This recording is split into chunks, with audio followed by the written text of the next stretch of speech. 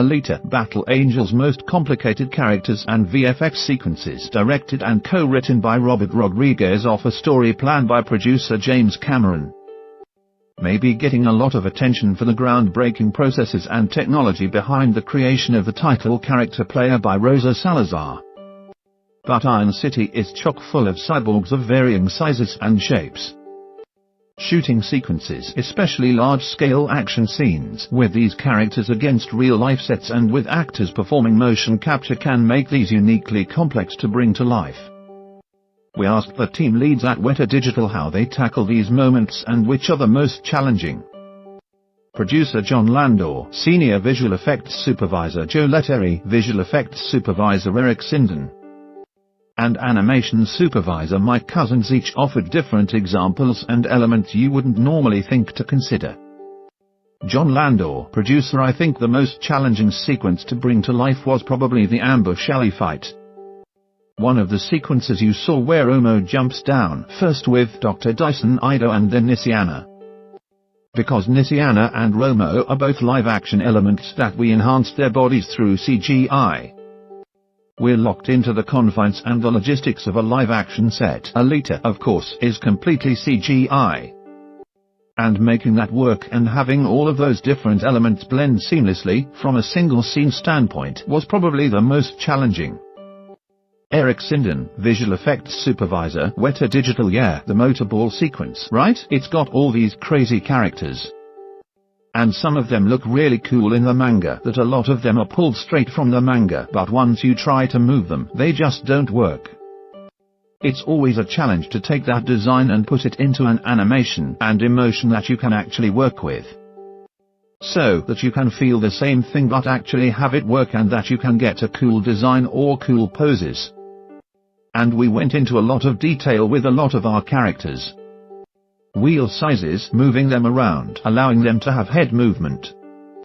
Because we actually performance captured all of the motorballers on stage at the starting line.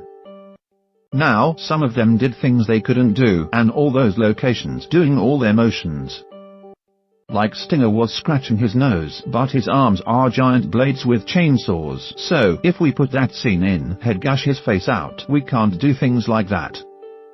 But just getting the little extra motion you get from all those characters onto the CG characters just helps to bring all of those to life. Alita's motorball sequence. Joe Letteri, Senior Visual Effects Supervisor, Weta Digital. Well, the different sizes is an important consideration. Because for actors, we work with actors as much as possible. But eyeline is the critical thing, because you want to get the drama. And when there are different sizes, it's always hard to get the right eyeline. So, if we had scenes between Rosa and Jackie, they would be like, he'd be looking at the floor and she'd be looking up at a stick above him. But then we'd also do a bit where they could just play the scenes off of each other.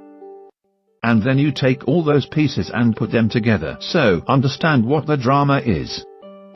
And you try to craft the performance from all those aspects that work. Because you might get something different when they're playing against each other versus the bit that they're doing each on their own.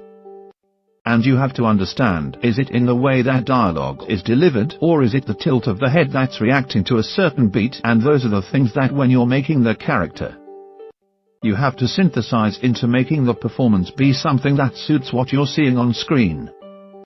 Mike Cousins, Animation Supervisor, Weta Digital. Yeah, sure. So, there's a lot of great characters in this film. Most of them are big cyborg characters with a lot of weight. And for example, Jackie plays Gri Whisker, who's a 10-foot-tall mech, and Jackie is closer to 5 feet. So, when we're taking that performance, we've got to make sure we're breathing physics and weight into that character. So, a performance like that needs to be augmented in order to put weight into it. You could take a performance, just slow it down, but that's actually not how weight works on something like that. You've got to adjust all the returns of the arm swinging and make it all feel physically correct. As you get into action scenes, we end up doing keyframe performances as well, and that would be just for drama stuff. And pulling cool lines of action and poses and strong silhouettes into the characters. And just amping everything up in order to make it look all that much more beautiful. Official Alita Battle Angel plot synopsis from visionary filmmakers James Cameron, Avatar, and Robert Rodriguez, Sin City. Comes Alita Battle Angel, an epic adventure of hope and empowerment.